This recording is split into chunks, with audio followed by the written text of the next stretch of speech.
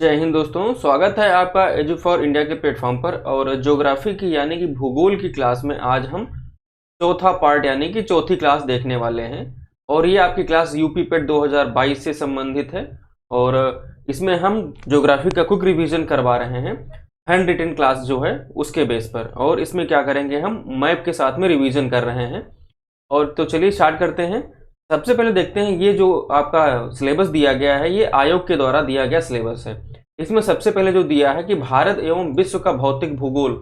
भूगोल के अंतर्गत क्या है कि नदियां हैं और नदियों की घाटियां हैं, भूजल संसाधन, पर्वत पहाड़ियां तथा हिमनद, मरुस्थल, शुष्क क्षेत्र, वन और खनिज संसाधन, विशेषकर भारत में। तो ये खनिज संसाधन तो बाद में देखेंगे, लेकिन यहाँ पे जो विश्व की बात कही जा रही है ना, नदियां, नदियों की घाटी, तो सबसे पहले हम इन्हीं को देख रहे हैं विश्व के बारे में। और छोटी छोटी क्लासेस में देख रहे हैं जिससे कि आपको कोई दिक्कत ना हो, आसानी से आप इन्हें अटेंड कर सको। तो इससे पहले हमने एशिया की जो नदियां थी वो कंप्लीट कर ली हैं, यूरोप की आपकी कंप्लीट हो चुकी हैं ये वाले पार्ट की, फिर आपने अफ्रीका की कंप्लीट कर ली हैं। और आज के इस सेशन में हम 3 जगह की कंप्लीट करेंगे। एक तो नॉर्थ अमेरिका यानी कि उत्तरी अमेरिका, ये दक्षिणी अमेरिका यानी कि साउथ अमेरिका, और ये आपका ऑस्ट्रेलिया हो गया। तो ये 3 जो कॉन्टिनेंट हैं, 3 महाद्वीप हैं, इनको हम एक साथ ही में कवर कर लेंगे जिससे कि आप कम समय में ज्यादा से ज्यादा रिवीजन कर सको, वो भी एग्जाम लायक चीजों का। तो चलिए स्टार्ट करते हैं। सबसे पहले देखते हैं आज नॉर्थ अमेरिका यानी कि जो आपका उत्तरी अमेरिका है। आपने उत्तरी अमेरिका की लोकेशन देख ली है।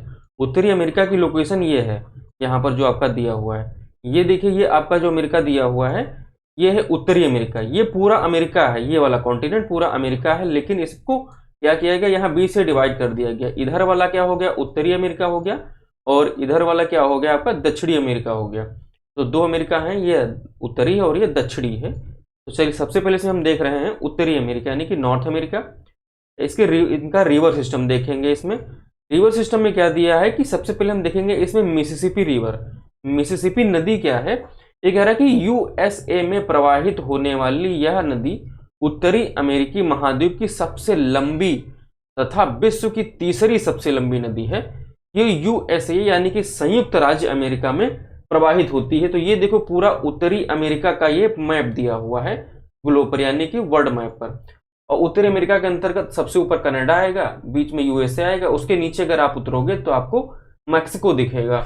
और यहाँ पर अगर देखें इसकी मिसिसिपी की स्थिति कहाँ है, तो ये यहाँ से शुरू होती है मिसिसिपी रिवर और इस तरीके से बहते हुए यहाँ आती है और मैक्सिको की खाड़ी में गिर जाती है, अपना बेसिन बनाती है, मतलब यहाँ पर डेल्टा बनाती है। और क्या है मिसौरी। मिसौरी क्या है, इसकी सबसे बड़ी सहायक नदी है। तो ये मिसिसिपी हो गई, और ये देखो ये क्या है, ये मिसौरी है। ये यहाँ से स्टार्ट होती है, यहाँ से इन पहाड़ों से निकलती है और धीरे धीरे ऐसे करते हुए इसमें मिसिसिपी में मिलती है और ये मिसिसिपी रिवर हो जाती है और यहाँ पे मैक्सिको की खाड़ी में गिरती है। हाँ, और इन्होंने कहा कि विश्व की ये क्या है, तीसरी सबसे बड़ी नदी है। तो सबसे बड़ी नदी कौन हो जाएगी विश्व की, सबसे बड़ी नदी तो आपकी हो जाएगी अमेजन, सबसे बड़ी अगर बेसिन की बात करें तो। लेकिन लंबाई में बात करें तो वो नील नदी सबसे लंबी नदी होगी, नील नदी। तो फर्स्ट पे नील नदी आएगी लंबाई में, उसके बाद में अमेजन आएगी, और तीसरी विश्व की कौन सी होगी, वो मिसिसिपी रिवर होगी, जिससे आप यहाँ पे पढ़ रहे हो कौन सी, ये वाली नदी। और फिर क्या है कि हिमानी झील इटास्का मिसिसिपी नदी का स्रोत है। यहाँ पे एक झील है इटास्का, यहां से क्या करती है, निकलती है, यानी कि सबसे ज्यादा पानी इसको यहीं पे मिलता है। और आपके एग्जाम में क्वेश्चन पूछा जा चुका है कि ऐसी कौन सी नदी है जो पक्षी के पंजे के आकार का डेल्टा बनाती है। तो मिसिसिपी रिवर जब यहाँ पे आती है, गिरती है मैक्सिको की खाड़ी में, तो पक्षी का जो पंजा होता है इस तरीके से डेल्टा बनाती है, 5 उंगलियों तरीके से दिखता है। ये आपके एग्जाम में क्वेश्चन पूछा जा चुका है। फिर दिया है कि मैक्सिको की खाड़ी यानी कि जो जुड़ी है अटलांटिक महासागर में, उससे गिर जाती है। ये देखो मैक्सिको की खाड़ी है, लेकिन है क्या, ये पूरा अटलांटिक महासागर है ये वाला। तो ये क्या करती है, इसी में मिल जाती है। ये मैक्सिको की खाड़ी इतनी हो गई, इतनी मैक्सिको की खाड़ी है, लेकिन इसका जुड़ाव तो अटलांटिक महासागर से ही है। तो ये क्वेश्चन किस तरीके से एग्जामिनर बनाएगा, अब इसको ध्यान रखना है। आगे देखते हैं यूकॉन रिवर यानी कि यूकॉन नदी में क्या देखेंगे, ये क्या है, 3700 किलोमीटर ये लंबी नदी है। और यूएसए यानी कि संयुक्त राज्य अमेरिका के एक उसका है अलास्का प्रांत, उसमें ये प्रवाहित होती है। अब ये देख लीजिए, यहाँ पे लिखा हुआ है कि यूनाइटेड स्टेट यानी कि संयुक्त राज्य, और इसके इस पार की जो सीमा है ये है कनाडा यानी कि इधर वाला पार्ट क्या हो जाएगा आपका, कनाडा का हो जाएगा, लेकिन ये वाला पार्ट जो है अलास्का का हो जाएगा। और यहाँ की खास बात ये है कि यहाँ पर हमेशा क्या रहती है, बर्फ जमी रहती है। और ये क्या ऊपर जो आर्कटिक महासागर यानी कि आर्कटिक है, उत्तरी पार्ट जो पृथ्वी का, ये वहां का पार्ट है। और ये वाला जो आप पार्ट देख रहे हो ये क्या है, ये रूस का पार्ट है, यानी कि रूस आपका है। और इसके बीच में कौन सा है, आर्कटिक सर्किट है। और इसके बीच में क्या है, बेरिंग सी है, यानी कि बेरिंग सागर है, समुद्र है। तो इसे आपको याद रखना है। अब इसका उद्गम स्थल कहाँ पे मानते हैं, उद्गम स्थल इसका कनाडा में है। ये देखो, ये इसका ये यूकॉन रिवर है, उसका उद्गम यहां से हो रहा है, कहां से, कनाडा से हो रहा है। और कनाडा से यहां से होते हुए फिर ये क्या करते हैं, यूकॉन रिवर आगे बढ़ करके बेरिंग सागर, ये देखो बेरिंग सी है, बेरिंग सागर में अपना जल गिराती है, उसमें जाके मिल जाती है। अलास्का क्या है, हिम स्रोत से इसका उद्गम होता है। इसलिए ये क्या होगा कि जो गर्मी की ऋतु होगी उसी में इसका प्रवाह होगा, क्योंकि जाड़े में तो इसकी बर्फ जमी रहेगी, लेकिन जब गर्मी होगी तो इसकी बर्फ पिघलेगी, तो क्या होगा, पानी बनेगा और इसका प्रवाह बढ़ेगा, तेज होगा। ये अलास्का पहले रूस का पार्ट था, लेकिन रूस ने इसको अमेरिका को बेच दिया था, कुछ डील वील करके, संधियां करके। तो ये अब इसका पार्ट जो है अलास्का प्रांत अब अमेरिका के पास में है। तो इसे आपको याद रखना है। फिर आगे देखते हैं इसी क्रम में, यूकॉन के बाद में मैकेंजी नदी। मैकेंजी नदी क्या है कि ये 1738 किलोमीटर ये लंबी नदी है। और इसका उद्गम कहां से होता है, तो ये कनाडा है, वहां से होता है। कनाडा का कौन सा पार्ट है, तो इसका उत्तर पश्चिम पार्ट होगा। ये देखो उत्तर दक्षिण हो गया और ये पूरा पश्चिम हो गया। अब क्या कह रहे हैं कि उत्तर और पश्चिम, यानी कि कनाडा के इस वाले पार्ट से इसका उद्गम होगा, इसका मैकेंजी रिवर का। तो ये देखो, ये मैकेंजी नदी है ये वाली, और ये पूरा कनाडा हो जाता है, ये वाला पूरा कनाडा है। तो इसके कहां से उद्गम इसका हो रहा है, तो इसका उत्तर और पश्चिम से हो रहा है, ये मैकेंजी नदी है। मैं फिर से हाईलाइट कर दे रहा हूं, तो ये मैकेंजी नदी से याद रखना। और अंततः क्या होता है कि आर्कटिक महासागर में गिर जाती है, यानी कि ये ऊपर वाला जो भाग होगा ये आर्कटिक महासागर होगा, ये वाला। तो इसमें क्या करती है, अपना गिर जाती है। और सबसे नजदीक की बात करें तो बेफोर्ट सी है, वहां पे गिरेगी। लेकिन अगर पूरे बड़े एरिया की बात करें तो ये आर्कटिक महासागर है, उसमें अपना पानी गिराती है। ये कनाडा की सबसे लंबी नदी है। तो हमने जो यहाँ पे शामिल किया है वो कुछ इंपॉर्टेंट इसीलिए हमने शामिल किया है। तो ये याद रखना कि ये कनाडा जो है आपका, जो संयुक्त राज्य अमेरिका के उत्तर में पड़ेगा, तो उसकी ये क्या है, सबसे लंबी नदी है। फिर आगे देखेंगे इसमें सेंट लॉरेंस नदी। सेंट लॉरेंस रिवर क्या है, इसका उद्गम कहां से होता है, ओंटारियो झील से होता है। ये ओंटारियो झील क्या है, ये जो 5 महान झीलें हैं उन्हीं का क्या है, एक भाग है, उनका ही एक पार्ट है। तो ये क्या है, सबसे पहले लेक सुपीरियर झील है, ये क्या है, मिशिगन है। और ये ह्यूरोन झील है, और ये इरी झील है, और ये फिर क्या है, ओंटारियो झील है। अब इसका उद्गम कहां से होता है, ओंटारियो झील से होता है। तो ये ओंटारियो हो गया, और यहां से इसका, इस झील से इसका उद्गम होगा। और यह क्या करता है कि यूएसए यानी कि संयुक्त राज्य अमेरिका और कनाडा के मध्य सीमा बनाते हुए प्रवाहित होती है। तो ये देखो कनाडा हो जाता है, और ये क्या हो जाएगा, संयुक्त राज्य अमेरिका यानी कि यूनाइटेड स्टेट। और इसकी सीमा पर ही तो ये 5 झीलें स्थित हैं। तो क्या करेगा, ये जो सेंट लॉरेंस रिवर है, नदी है, तो इसकी सीमा बनाते हुए प्रवाहित होती है, यानी कि बहती है। और ये क्या करती है कि महान झीलों को आर्कटिक महासागर से जोड़ती है। ये 5 झीलें जो मिलकर के महान झीलों का निर्माण करती हैं। तो ये झीलें आपस में जुड़ी हुई हैं, और ये झीलें आपस में जुड़ने के बावजूद सेंट लॉरेंस क्या करती है, नदी बनती है। और ये क्या होती है, अटलांटिक महासागर में जाकर के मिल जाती है। यानी कि क्या होगा, ये महान झीलें क्या करेंगी, इन 5 को अटलांटिक महासागर से जोड़ेंगी, यानी कि अटलांटिक ओशियन से। इसके तट पर 2 नगर स्थित हैं, याद रखना। आपके एग्जाम में क्वेश्चन पूछा जाएगा, आपके एग्जाम में है भी, वो पूछा भी जाता है कि किस नदी के तट पर कौन सा नगर स्थित है। तो आपको याद रखना कि क्यूबेक नगर है आपका, और एक मॉन्ट्रियल शहर है। ये दोनों शहर क्या है, इसी यानी कि सेंट लॉरेंस जो आपकी रिवर है, इसके तट पर स्थित हैं। हाँ, आपको यहाँ पर एक मॉन्ट्रियल दिख रहा है, तो एक आपके एग्जाम से संबंधित और पर्यावरण से संबंधित एक आपका एक संधि होती है, प्रोटोकॉल साइन होता है, तो उसका नाम है मॉन्ट्रियल प्रोटोकॉल। तो ये क्या है, आप थोड़ा सा इसको रिकॉल कीजिएगा और इसको कमेंट बॉक्स में इसका आंसर बताइएगा, आपके एग्जाम के लिए महत्वपूर्ण है। प्रोटोकॉल के ये मॉन्ट्रियल प्रोटोकॉल जो है एक इससे संबंधित है। फिर आगे देखेंगे यहाँ पर Rio Grande river. Rio Grande river क्या है, यूएसए यानी कि संयुक्त राज्य अमेरिका और मैक्सिको एक देश है उसके दक्षिण में इसकी प्राकृतिक सीमा का निर्धारण करती है। कौन? Rio Grande river. अब देखेंगे जो ये पूरा जो पार्ट है यहाँ पर वर्ल्ड मैप का जो हिस्सा होगा कौन सा? उत्तरी अमेरिका। तो ये देखो पूरा उत्तरी अमेरिका है। अब फिर अगर ये बात करें कि मैक्सिको की खाड़ी, मैक्सिको में मतलब क्या है, तो ये वाला जो आप पार्ट देख पा रहे हो यहाँ पर इसका बेसिन है किसका? रियो ग्रांडे रिवर का। अब इसमें क्या होगा, देखो ऊपर वाला जो हिस्सा है ये यूनाइटेड स्टेट यानी कि संयुक्त राज्य अमेरिका है, और नीचे अगर बात करें तो ये मैक्सिको है इसके दक्षिण में संयुक्त राज्य अमेरिका के। तो इसकी एक प्राकृतिक सीमा बनाती है कौन? Rio Grande river. ये देखो ये क्या है? ये रियो ग्रांडे नदी है। यहां से देखो ये प्रवाहित होती है कोलोराडो से और बहते हुए इस तरीके से आती है और यहां पर आकर के मिलती है। फिर क्या है कि मैक्सिको की खाड़ी में सैंडी डेल्टा बनाते हुए इसमें मिल जाती है। तो ये मैक्सिको की खाड़ी है इधर वाली, और इसी में आकर के मिलती है। तो आपको ये याद रखना है। फिर आगे देखते हैं कोलंबिया रिवर यानी कि कोलंबिया नदी। ये क्या है कि इस पर ग्रैंड कुली आपको याद रखना है और बोनविले बांध स्थित हैं। अब यहाँ पे देखेंगे कोलंबिया रिवर। तो ये कोलंबिया देखो ये पूरा हो जाता है कनाडा आपका, ये हो जाएगा संयुक्त राज्य अमेरिका, ये हो जाएगा आपका संयुक्त राज्य अमेरिका। जो सफेद वाला पार्ट आपको दिख रहा है ये संयुक्त राज्य अमेरिका। इसके नीचे वाला भाग हो जाएगा मैक्सिको देश का भाग हो जाएगा। तो अभी आपने पढ़ा था यूकॉन रिवर, ये कोलोराडो रिवर है, ये कोलंबिया रिवर। तो हम कोलंबिया रिवर के बारे में पढ़ रहे हैं। तो कोलंबिया रिवर देखो ये इस तरीके से है, यहाँ से बहते हुए कनाडा से और फिर ये संयुक्त राज्य अमेरिका से होते हुए इधर मिलती है। तो इसका उद्गम कहाँ से होता है? रॉकी पर्वत से होता है। रॉकी पर्वत कहाँ पर है? ये वाला संयुक्त राज्य अमेरिका यानी कि यूएसए से होती है। और प्रशांत महासागर में गिरने वाली नॉर्थ अमेरिका यानी कि उत्तरी अमेरिका की सबसे लंबी नदी है।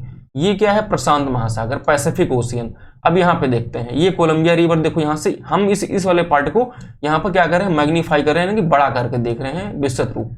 अब यहाँ पे देखो ये कोलंबिया रिवर है, यहाँ से निकलती हुई आगे इस तरीके से आगे बढ़ती है और फिर इस तरीके से बेसिन बनाती हुई कहाँ पर? पैसिफिक ओशियन के प्रशांत महासागर में गिरती है। और प्रशांत महासागर में गिरने वाली उत्तरी अमेरिका की ये सबसे लंबी नदी है। और अमेरिका का पोर्टलैंड एक शहर है जो कहां पर है? इसी नदी के तट पर स्थित है। किसकी नदी? कौन सी नदी? कोलंबिया नदी के तट पर स्थित है। तो आपने देखा कि वर्ल्ड मैप पे कोलंबिया की रिवर कहाँ होगी, और फिर अगर विस्तृत रूप में जाएं तो ये कोलंबिया रिवर कहाँ होगी और कहाँ मिलती है। ये इंपॉर्टेंट क्यों है? क्योंकि ये नॉर्थ अमेरिका की ऐसी सबसे लंबी नदी है जो प्रशांत महासागर में गिरती है। फिर आगे देखते हैं हडसन नदी। हडसन नदी क्या है? ये हडसन रिवर, इसका उद्गम होता है न्यूयॉर्क राज्य जो है इसका संयुक्त राज्य अमेरिका का, वहां का है एक एडिरोनडेका पर्वत, वहां से इसका उद्गम होता है। अब देखेंगे हडसन रिवर। तो ये हो जाएगा कोलंबिया, ये आपने मिसौरी पढ़ा था, ये मिसिसिपी पढ़ा था। अब जो हडसन रिवर है वो वाला पार्ट कहाँ पर है? ये वाला पार्ट है, यहाँ से हडसन रिवर ये सबसे क्या हो जाएगा इसका? इस वाले सबसे साइड वाला पार्ट में इसका आता है हडसन रिवर का। अब हडसन रिवर यहाँ पे होगी, ये कहाँ से निकलेगी? एडिरोनडेक जो आपका पर्वत है वहां से इसका उद्गम होगा और उत्तरी अटलांटिक महासागर में गिरती है। अब ये देखो यहाँ पर कि ये पूरा अटलांटिक महासागर है, लेकिन इधर वाला उत्तरी हो जाएगा और इसके नीचे वाला दक्षिणी हो जाएगा। जो आपका ये भूमध्य रेखा है उसके बात कर रहे हैं, उसके उत्तर और फिर इधर दक्षिण। तो यहाँ से क्या हो जाएगा? इसका उद्गम होता है और अटलांटिक महासागर में गिरती है। ये अटलांटिक महासागर यहाँ पर ये गिर जाएगी। और न्यूयॉर्क शहर जो है आपका कहाँ का? संयुक्त राज्य अमेरिका का, वो इसी के तट पर स्थित है। ये हडसन रिवर है, यहाँ से उद्गमित होती है, इस तरीके से उद्गमित होते हुए और ये यहाँ पर आकर के गिरती है कहाँ पर? अटलांटिक महासागर में, अटलांटिक ओशियन में। और ये देखो यहाँ पर क्या है कि न्यूयॉर्क शहर जो आपका है कहाँ पर है? हडसन रिवर के किनारे। ये बहुत बार क्वेश्चन पूछा जा चुका है, इसे आपको ध्यान में रखना है, याद रखना है। फिर आगे देखते हैं यहाँ पर साउथ अमेरिका, यानी कि अब हम पढ़ेंगे दक्षिणी अमेरिका के बारे में। अब ये देख लो ये वर्ल्ड मैप हो गया, ये पूरे विश्व का मैप हो गया। ये आपका रूस है, ये चीन है, एशिया है, ये इंडिया है, ये अफ्रीका है, ये ऑस्ट्रेलिया है, ये आपका अटलांटिक है। अब फिर क्या है? ये दक्षिण आपने पढ़ा था अभी उत्तरी अमेरिका। अब हम पढ़ेंगे इसके बारे में क्या है? ये दक्षिणी अमेरिका। तो ये जो दक्षिण अमेरिका है इसका बड़ा रूप यहाँ पर आपके सामने है। अब ये पढ़ेंगे दक्षिणी अमेरिका। दक्षिण अमेरिका में कौन सी नदी है? एक अमेजन नदी है। ये आपके एग्जाम के लिए बहुत ही महत्वपूर्ण है। अमेजन क्या है? ये 6400 किलोमीटर ये लंबी है। तो लंबाई तो इसकी कम है, लेकिन जो बेसिन कवर करती है, मतलब अपना जाल बनाती है, वो सबसे ज्यादा बड़े एरिया में बनाती है। इसके उद्गम की बात करें तो इसका उद्गम कहाँ से होता है, पेरू एक देश है, वहां पर स्थित है कौन सी, एंडीज पर्वत। एंडीज पर्वतमाला, देखो ये क्या है, एंडीज माउंटेन, ये पूरा यहां से लेकर के ये देखो पर्वत पर्वत बने हुए हैं, ये क्या है, एंडीज माउंटेन्स है। तो यहां से इसका उद्गम हुआ है, ये देखो यहां पर आप देख पाओ, यहां से इसका उद्गम हुआ है, यहां से इसका उद्गम होता है और ब्राजील से होते हुए उत्तरी अटलांटिक महासागर में गिरती है। मैंने क्या कहा था, अटलांटिक महासागर को उत्तरी दक्षिणी में बांट देते हैं, फिर तो ये कहाँ गिरती है, अटलांटिक महासागर में गिरती है। और अगर क्लोज, अगर आप कह सकते हैं उत्तर बनाएगा, क्वेश्चन बनाएगा आपको फंसाने के लिए, तो उत्तरी या दक्षिणी करेगा, तो आपको याद रखना कि उत्तरी अटलांटिक महासागर में गिरती है। इस तरीके से जाती है, कहाँ से, ब्राजील से बहते हुए, और यहाँ पर देखो ये महासागर में गिर जाती है। फिर क्या है कि ये दक्षिणी अमेरिका यानी कि साउथ अमेरिका की सबसे लंबी नदी है और विश्व की सबसे बड़ी नदी है। लंबी नहीं है, विश्व की बड़ी है, लंबी तो ये हो जाएगी, और बड़ी की बात करें तो ये वाली देखो ये बड़ी हो जाएगी। तो ये बेसिन का ज्यादा बड़ा है, तो इसलिए इसको बड़ी नदी कहा जाता है। और किस हिसाब से, अपवाह क्षेत्र यानी कि जो बेसिन है, अपवाह क्षेत्र है, उसके हिसाब से। और कितना लगभग कवर करती है, तो लगभग 70 लाख किलोमीटर स्क्वायर ये बेसिन यानी कि अपवाह क्षेत्र को ये कवर करती है, उतनी दूरी में ये बहती है। फिर आगे देखते हैं, यहाँ पर आपका यहाँ पर एक चीज और है कि ये है पंपास के घास के मैदान यहाँ पर पाए जाते हैं। तो ये कौन सा देश है जहां पर पंपास के घास के मैदान पाए जाते हैं, आपके एग्जाम में पूछा जाता है, तो आप इसको कमेंट करके बताइए, ना भी बताएं तो आप कम से कम रिकॉल करें, ध्यान रखें। अब यहाँ पर देखते हैं, आपने पढ़ा, ये देखो ब्राजील हो गया, ये अमेजन हो गया, ये अमेजन रिवर यहाँ से निकलती हुई इस तरीके से बहती हुई और यहाँ पर अटलांटिक महासागर में गिरती है या मिल जाती है, जो हमें आपको बताना था। अब यहाँ पर क्या होगा कि जो दक्षिणी अमेरिका है, दक्षिणी अमेरिका में देखो ये वेनेजुएला हो गया, कोलंबिया हो गया, इक्वाडोर हो गया, लेकिन यहाँ पर ये पेरू हो गया और ये वाला जो पार्ट इतना हो जाता है यहाँ से लेकर के ये लंबा सा ये चिली हो गया। अब ये अर्जेंटीना है, यूरुग्वे है, और ये बोलेविया है, ब्राजील है, इस तरीके से, और ये पराग्वे है। तो देखो बोलेविया हो गया, ये क्या किसी समुद्र से सीमा साझा नहीं करता, पराग्वे देश किसी मतलब क्या है, समुद्र से सीमा साझा नहीं करता, तो ये क्या हो जाएंगे, लैंड लॉक्ड यानी कि स्थल अवरुद्ध देश हो जाएंगे। यहाँ से भी आपके क्वेश्चन लगातार बन रहे हैं, आपको ध्यान रखना है। और ये क्या हो गया, पेरू हो गया, ये वाला ब्राजील हो गया। अब यहाँ पे देखते हैं अमेजन रिवर, तो ये देखो अमेजन रिवर का पूरा बेसिन है, यहाँ से इस तरीके से ही मिलती है। और ये जो आपका देख रहे हो, देखो मुख्य नदी तो यहाँ पर कौन सी है, ये वाली नदी है मुख्य रिवर, ये वाली, लेकिन इसकी सहायक नदियां देखो कितनी बड़ी हैं, मतलब कितनी ज्यादा हैं, यानी कि सबसे ज्यादा ये चीजें बेसिन कवर करती है, अपवाह क्षेत्र बनाती है। आप देखेंगे इसमें थोड़ा सा विस्तृत रूप आपके एग्जाम के लायक क्या क्या है इसमें। एग्जाम के लायक इसमें ये है कि मदिरा रिवर, मदिरा रिवर क्या है कि अमेजन नदी की सबसे बड़ी और विश्व की सबसे बड़ी सहायक नदी है। अमेजन की भी सहायक नदियों की अगर बात करें तो एक ऐसी नदी है जो दुनिया की सबसे बड़ी सहायक नदी है और अमेजन की भी सबसे बड़ी सहायक नदी है। अब ये हो जाता है आपका पूरा दक्षिणी अमेरिका, दक्षिणी अमेरिका का ये पूरा मैप हो जाएगा। और इसमें अगर मदिरा रिवर की बात करें तो ये यहाँ पर इसकी अवस्थिति है, कहाँ पर, ये वाला जो आप देख रहे हो ये मदिरा रिवर है और ये बहते हुए जाती है और यहाँ पर अमेजन नदी में मिल जाती है। तो इसके बारे में दो ही फैक्ट आपके एग्जाम के लायक थे, क्या है वो, ये विश्व की सबसे बड़ी ऐसी नदी है, कौन सी, सहायक नदी, और अमेजन की भी सबसे बड़ी सहायक नदी है। तो इसे आपको ध्यान में रखना है। आगे देखते हैं फिर इसी अमेजन के बारे में, अमेजन से रिलेटेड फैक्ट्स है। इसमें क्या एक है आपका निग्रो नदी यानी कि निग्रो रिवर, और ये किसमें मिलती है, अमेजन पे, और संगम, ये दोनों जब मिलती हैं तो एक संगम बनता है, कहां पर, मानुस यानी फिर मानुस सिटी। और यहां पर इंपॉर्टेंट क्या है कि ये रबर उत्पादन के लिए प्रसिद्ध है, ये आपको याद रखना है, कौन सा, मानुस।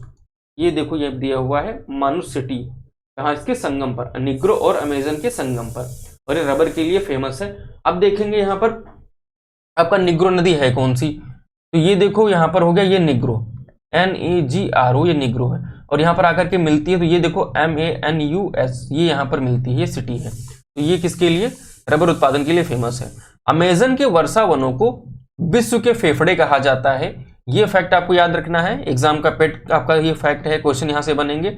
ऐसा क्यों कहा जाता है, क्योंकि पृथ्वी के लगभग 30% जो ऑक्सीजन है इसका उत्सर्जन सिर्फ अमेजन नदी के जो जंगल है, देखो जहां पे ये नदी का पूरा बेसिन होगा तो यहाँ पर आपका नमी होगी, दलदल होगा, और जब नमी होगी, दलदल होगा जमीन पर, और लगातार पानी भी बरसेगा तो दलदल और बढ़ेगा। इसकी वजह से यहाँ पर क्या होगा, जंगल उगेंगे, जंगल झाड़ियां ज्यादा होंगी, तो क्या होगा, आपका ऑक्सीजन भी ज्यादा मात्रा में निकलेगी और कार्बन डाइऑक्साइड को वो सोखेंगे जंगल।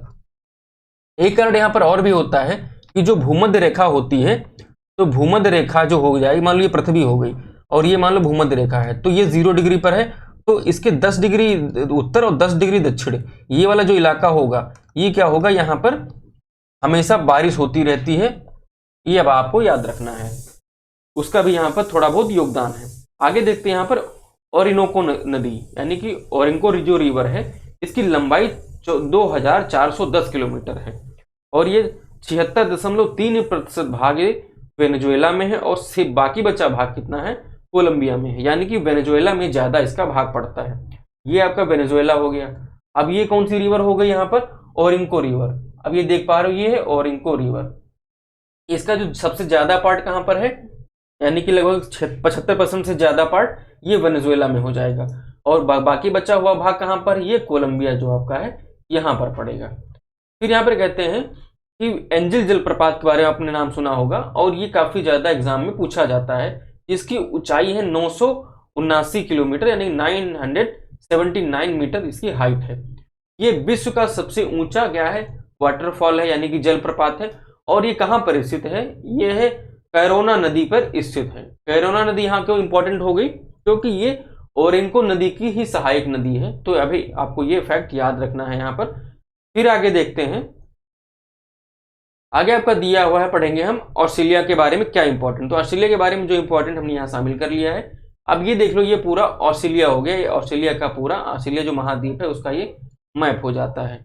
अब यहाँ पर ये क्या होगा, ये उत्तर दक्षिण और ये पूर्व पश्चिम। तो ये इसके कहाँ पे पार्ट में पड़ेगा, ये इसके पूर्व पार्ट में पड़ेगा। तो इसके क्या हो जाएगा, पूर्वी तट पर ग्रेट डिवाइडिंग माउंटेन यहाँ पर है, ग्रेट डिवाइडिंग माउंटेन यहाँ पर। तो यहाँ पर क्या है, ये नदी है और स्थिति है इसका बेसिन। इस पर्वतमाला को ऑस्ट्रेलियाई आल्प्स भी कहा जाता है। ये आपको ध्यान रखना कि ऑस्ट्रेलिया के आल्प्स कौन है, तो वो ग्रेट डिवाइडिंग माउंटेन है।